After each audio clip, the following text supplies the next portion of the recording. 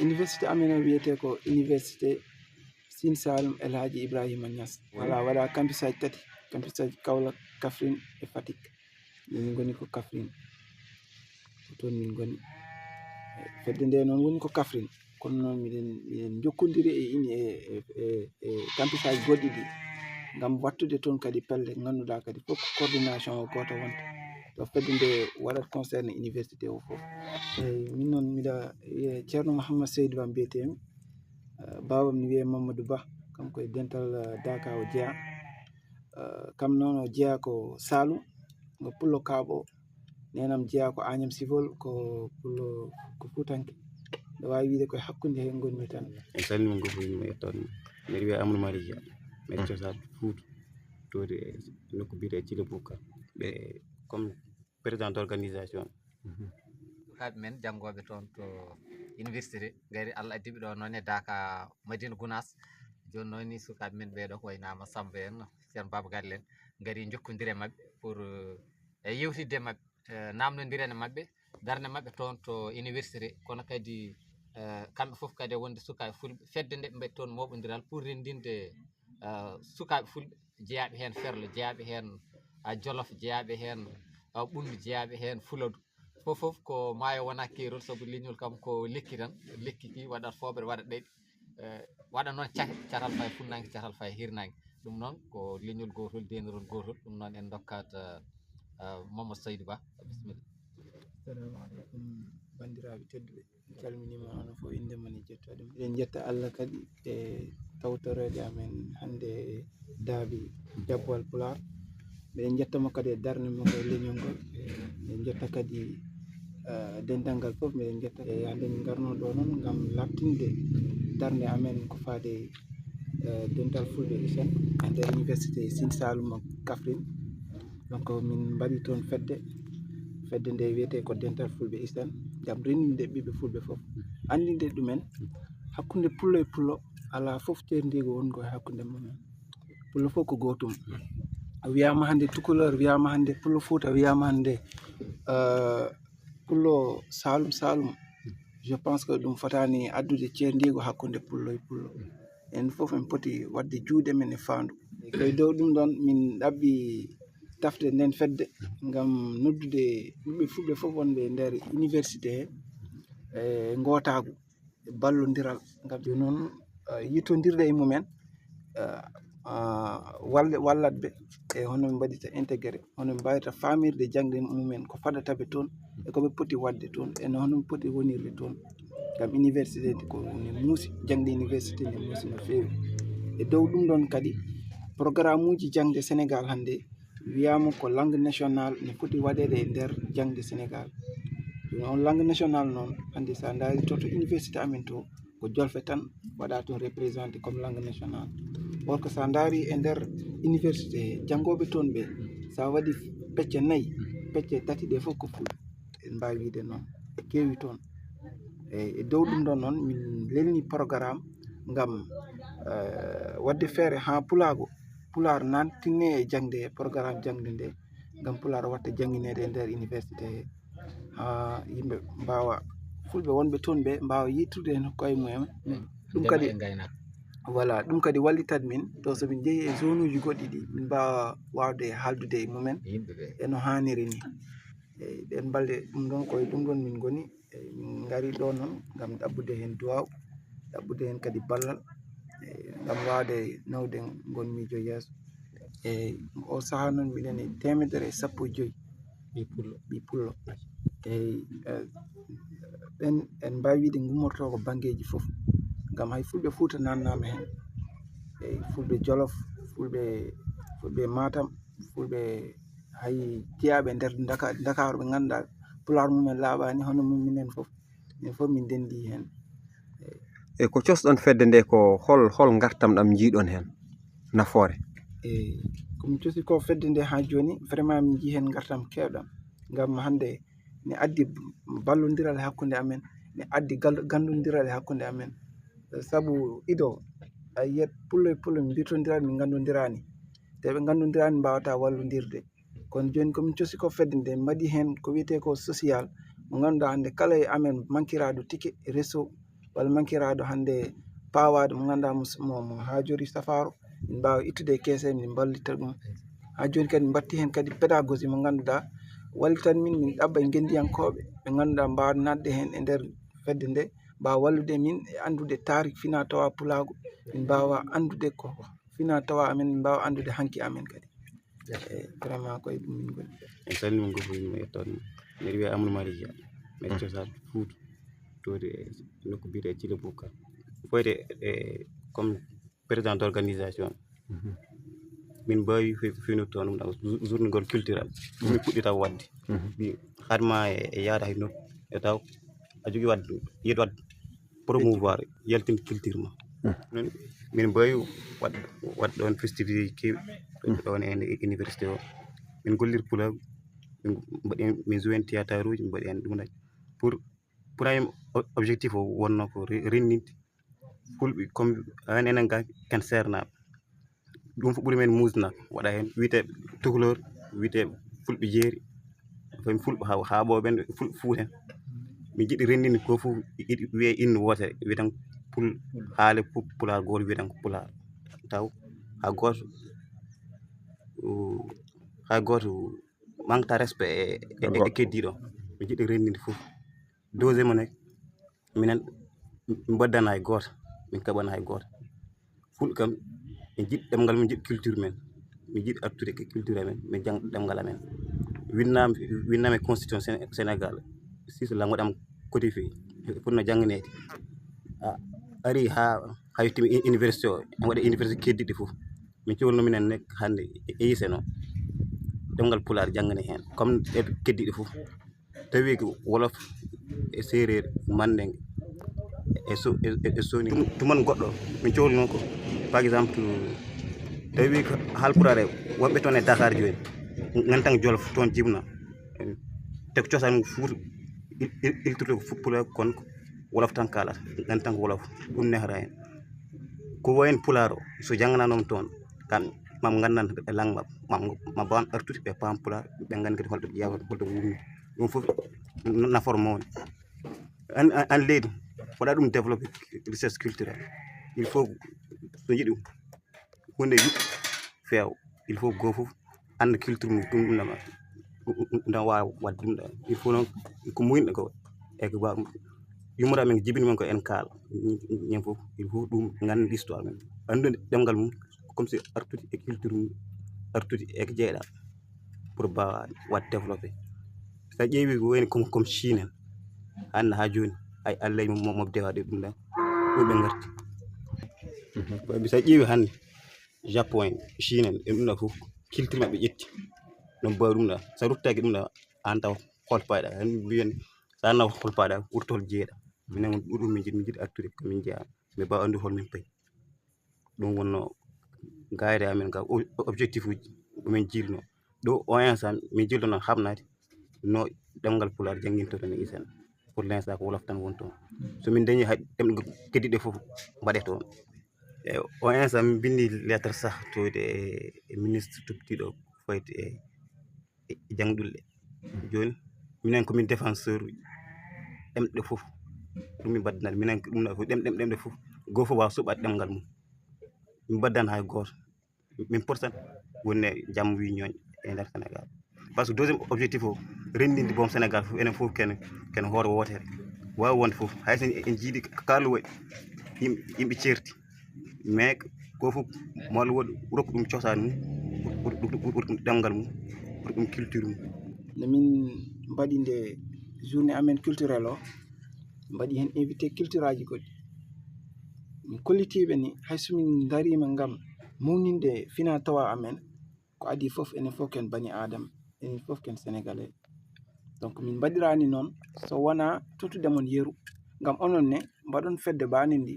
so mbaɗi fedde wani ni kon hande crise des valeurs gonɗo ɗo e société gonɗo e jeunesse o hande ma us sabu mo kala leñol kala so yiiti finaa-tawaa mum ɗum ma ɓeydu e ustude ma ustuf crise des valeurs omo yimɓe goni o saaha donc la kadi e nder kadi fedde nde kadi e nder bandiraɓe kadi min dañi hen probléme seeɗa min dañi hen caɗele seeɗa ngam kewɓen paamano no feewi objectif o kam woni hen jiirata koye mumen e ceerti e fulfulɓe woɗɓe mo kala ne yiya différence hakkunde mum e goɗɗo o par ce que ido wiyeteno ɓe ko fulɓe ladde ɓe ko fulɓe pullo Fuuta mi wona bandam ko faaɗi hen donc ɗon kadi min mbaɗi hen koyɗe min jeehi hen no feewi min nodditiɓe min noddi min mbaɗi téléphone aji min mbaɗi réunion ji dal alhamdulillah o saaha kam min jetti Allah no feewi kam bandiraɓe wonɓe ɗon ɓe fof min tottodiri juuɗe min kolliti pulago fof ko gotum te kala mo jiiɗa hen sikkat ko jiiduɓe gandudirɓe wonduɓe e ɗum mbiɗa wawi wiide ko fedde nde addi on woni sababu effectivement min dañi jokkodirde e won mawɓe e nder leñol ngol min jokkodiri ko mbiyeteɗo Alhaji Diallo mo jeeya to wiyete Daara Jolof jokkodiri kadi e daabi amen ngam mbiɗa wawi wiide min dañi ngon miijo tafde nde fedde mbiɗa wawi wiide miijo ngo omo jeeya e ko yuɓɓini ɗum omo jeeya e ko wallitiki kam hen par ce que o wiyete ko Aliou Sow wiyete ko Aliou Sow jokkodiri kadi hay Mari Tow Niane yeeto séminaire o ari o hawre fedde nde vraiment min mbawi wiide ko ɗin kilifaji min kawri o saaha min jewtide e mabɓe min pamminiɓe kadi fedde nde e mbiyeri min juuɗe kadi ɓe paari kadi pour wallude min e machallah e dow ɗum ɗon ɗon hanki min jiiɗe hammeli min jewtide e makko tottimi numéro ji makko coordonné ji makko min jewtide e makko min pamminimo fedde nde ko woni e dow mum mi pammini ɗum kadi ko hokko min jiiɗi les perspectives komin jiiɗi wadde ngam ɓamtude leñol ngol e nder université o holli min kadi kanko ne weltare makko o holliti min kadi université o kam minen kawra e caɗele kewɗe ngam ko université puɗɗotoɗo tafede o ɓooyani no feewi ay infrastructure uji en tant que tel suwato parde taw ko mbaɗaɓe logé centre formation ji toon min goni donc kewɓe hen e étudiant ji dañi probléme logement ji ɗi ƴetta ko galleji gonɗi e nder wuuro he appartement ji ƴetta toon min mbaɗa logé toon donc toon daara galleji to ha to jangguirde to ko kilométre aji yimɓe ne tampi no feewi e gon sengo par ce que hay réseau ji goni koto jangguirde to donc saɗa wotto saɗa hirto saɗa hasito kadi il faut gummoɗa to gonɗa to jaaha ha université a wawi wadde hay 2 kilométres 3 kilométres ngam wawde towtoyde toon alhamdulillah kadi eɗen mbawi wiide université ko licence professionnelle ngam sa waɗi 3 ans licence tan aɗa foti dañde bawal ngam wawde liggade ngam wawde wadde hunde kam ko gawa e ndenka e ko faadi hen ko gon sengo e ndema voilà e gaynaka ko gon sengo ɓuuri yarude donc ɗon kam somin paari tan minen mbaɗa programme ngam fuɗɗade liggade kono e dow ɗum ɗon eɗen manki pratique ngam so wiyama gaynaka so wiyama ndema wiya ko pratique e gon sengo miɗen mankira ɗon effectivement ɗum ɗon ko yuɓɓiɗi e jangde nde mbiɗa wawi wiide ko parti e jangde nde te ɗum kadi wiyete ko stage kala ko ɗum no woodi kono noon e jangde nde dañ ko wiyete ko TP travaux pratique ɗum ko ganduɗa hande saɗa waɗa ɗum a yarat e janguinowo comme hande waɗe guese ɗe ganduɗa hande onon jangoɓe ndema on jaada toon e janguinoɓe ɓe kolla mon ko ni waɗite ko ni ɗum ne serti e mo ganduɗa ko waɗete stage kono min hikka rawne mi waɗi ɗo e stage ɗum ne serti kono kam ko wiyete ko pratique en tant que tel ko hono joni jomumen jaade e professeur uji mumen to ɓe jaade mumen e ladde nde ɓe jaade mumen e nder ferme uji agricole ferme uji d'élevage ɓe pammina ɗumen golle gonoɗe hen ɗe foof eko faadi hen ko foof eyyi ko yetta Allah moon déjà ko arɗoyde da min jiiɗo Pulaar yettere Allah karim e amin ñagono ko lomtiɗo ɗoyde ceerno Amadou Tidiane Ba amin ñagono juutde balɗe e dargol makko mo dari ɗoyde e wuuro he e din l'islam en yooɗi amen mais en tant que Fuutanke min luppatan arde gaye daha en tiiɗi amen komin gari ko ɗo déjà min jiiɗo duɗal gotal bibliothèque jangguin defte Pulaar min ƴetti hen te somin jeehi momin cotti ɗum ɗam amin totta goto en arten jangguin Pulaar min kaldina kadi e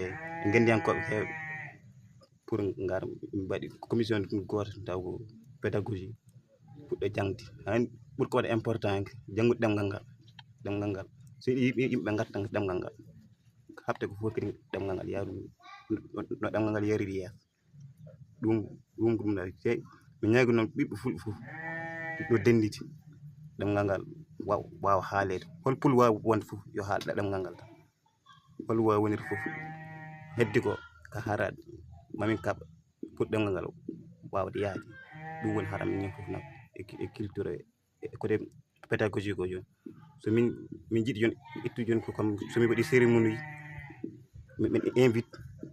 gendiyankoɓe wasta o waɗe hen ɗum nak mawɗo ligguey mawɗo min mbawa noddude makko o wawa jangguina min histoire amen o wawa jangguina ɗemgal ngal min ganda te ɗon kala majjinoɗo walla ɗum ɗa foof mbawa artude tiɗɗino e pulaar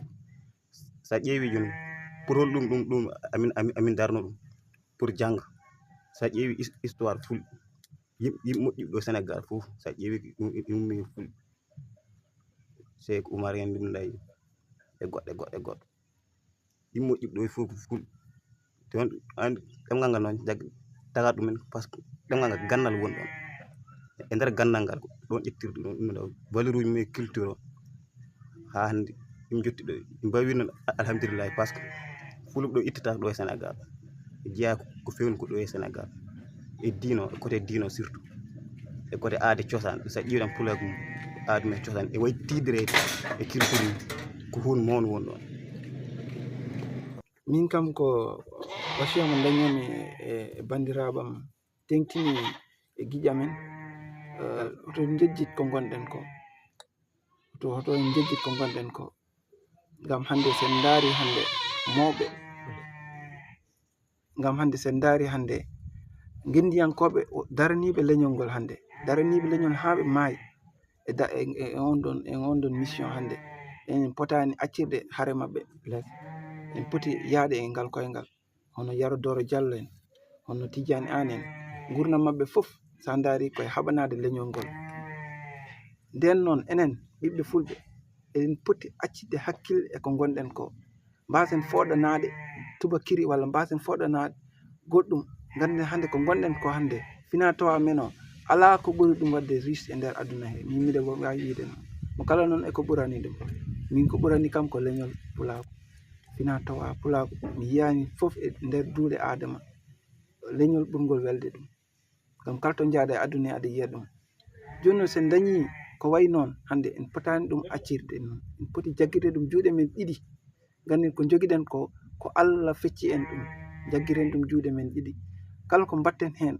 kala ko mbawɗen hen wadde ngam mo yaara yeeso mbaɗen ɗum moƴƴi jarama ceerno Baba Galle jarama kadi miñiraɓe tedduɓe jogui ayaw ngo ko Baba Galle Diallo Barguel Guendi wondude e Ama Samba Lo jarama miñi men oɗo Mamadou Saydou Ba ko miñum ceerno Baro kono kadi ko tanum katante leñol woni ɗo nde kanko kam so woni Guendiyanke kono foti ne haani saabu haalni kam katante leñol ko taani ko e miñi men oɗo kadi yette Diawo mi jarama no fewi ko ɓeydade tan no mbiten ɓeydade tinnodirde tan e wattodirde hakkillaji sa tengti miñi men o no haaliri hoto teskoɗe hinde hoto teskoɗe inde teskoɗe leñol ngol tan leñol men ko gotol ɗemgal ngal ko gotal kadi ko wiyete leñol ko woni leñol tan ko pinal e ɗemgal so tawi leñol pinal mum maayi ɗemgal mum maayi pinal ngal ɓe jogui ɗemgal ngal ɓe kalata ngal ɓe gonti ɗum hanti ɓe gonti ɗum ɓe natti wonde koɓe gonno ko ɗum noon tawde woni noon neɗɗo ko ma o tiiɗe ko ganduɗa ujunnaje 3 e 13 ɗemgal e nder aduna he so tawi Pulaar yeehi ha woni hen nogas tataɓal e nder ɗemɗe windere firti ko ɗemgal manggal joguiɗen e nder ɗemɗe he fulɓe kadi pinal munen wona hunde hersinire so neɗɗo hersiri hoore mum tan ala ko farnorto so neɗɗo ne jogui limanagal leƴƴi fo e hewde kono wiye fodde ujunnaje 3 e 13 ɗemgal Allah suɓimama e ɗum fo waɗima pullo ndeke gonɗinde ko heddade ko Allah wanno ko ɗum kadi ko limanagal idi mi ñaaga fof ko dental mi ñaago jaam mi ñaago surtout dental fulɓe fof yo dentu kewi tan kala renti huule herse ittinde gueɗal fof yo denti tan ƴembin denti komin mbawi yiddanaji fof min keɓata ɗum noon ñagontum no fulɓe dentiri jarama caggal ɗum ɗon kadi mbiɗa wasiyo kadi kala ɓiɗɗo pullo o wasa dañde jaware ko fotino tarfatel an ayni faade goɗɗo faade pullo Fuuta walla Fulado walla pullo Saalum walla ko faade mbiɗa sikki enen fof ken pullo enen fof ken fulɓe somi darima e konngol Yaradore Diallo omo laɓɓina ɗon hakkunde hinde e leñol jiiɗa kinde ɗe ɗum koye leñol sa yeehi Séréraɓe ma taw toon kinde sa yeehi e Wolofaɓe ma taw toon kinde ɗum ko noon jomumen koɗirat ɗo daña noɓe mbayi woɗɓe kodirat to daña noɓe mbayi c'est à dire mo kala ko paramètre environnemental watta ɗum déterminé mais ça ne veut pas dire kadi ken mbaɗɓe différent e dow ɗum ɗon eɗen poti rendude ganden gaccen hakkille ganden enen fof ken gotum yaware wasa wonde hakkude men ganden ne kadi ko kawrital men tan woni ɓural leñol ngol eyyi koye eki neɗɗo wawa wonde gendi yanke taw ala limanagal neɗɗo wawa wiide ne yiiɗi hunde taw o yiiɗa hoore makko neɗɗo kadi hoto won gando kadi taw o anda hoore makko so tawi o woni gando o andi koko janamɓe o anda hoore makko ko gando mawɗo majjuɗo to ɓaadi eyyi kono koyɗam ɗo e Madina wonno baba men fof garanno Madina baba men fof gonno koye dental ngal hande te miɗen gandi koɓe goni ko gonga ko minen ɓiɓɓe am minen ɓiɓɓe ɓe min poti jogade heɓɓitaɗe nden darde ngam hande kala garɗo e Daka ne andi Daka ala fof mi yiyani fof ko ɓuuri laɓirde ni mi yiyani fof ko ɓuuri gonɗirde ni donc hande en tant que min ɓiɗɗo dental ngal miɗo foti wawde arde e dental ngal mi ɗabba hen duwaw mi dara kadi hokko ponmi wawde hen ngam hande minen sukaɓe ko minen gonta mawɓe koko arata joni minen noon ɗo somin pamani ko hokko wona e dow mum so aroyi min mbawata kadi wawde daranade ɗum ngam kala ko darantoɗa fof ganda ɗum e dow ɗum ɗon kadi e dow komin goni ko woni fedde nde woni mission amen momin dañi o to min jiiɗi kadi ko mi jeeya ko addi min ɗo ngam ɗaɓɓude hen duwaw ɗaɓɓude hen kadi conseil aji ngam no min mbawata darnude komin paami komin fandare amen nde ɗum noon gande fof no moƴƴi kono noon teskade ngal muɗum ngal janngude jannal wona ko boni saabu hunde fof andude ɗum ɓuuri kadi gandal ko nafi ɓuuri ko lori kono noon janngude ɗemgal mum ngal ɗum ko fodde janngude ɗemgal mum ɗum ko fodde nde moni fof foti wadde ɗemgal ma neniwal ngal tawruɗa yumma e baba oto ngal mayto maɗo saabu ɗemgal ko tergal e terɗe bani aadi ko jungo ko koyngal so jungo taƴi tan neɗɗo heddoto ko jungo woto so koyngal taƴi heddoto koyngal gotal ɗemgal ne ko hustere hectere saktore gowlali e kattanɗe jomiraɗo so tawi ɗemgal makko mayito makko ɗo ko tergal mayi ɗon yo Allah dandu so ɗum maayi e leñol ko leñol ngol fof mayata ɗum noon eɗen ñaago tan yo Allah ɓamtu pulagu ɓamta pulagu yo Allah ɓamtu diina kono kadi yo Allah ñif fitnaji aduna he fof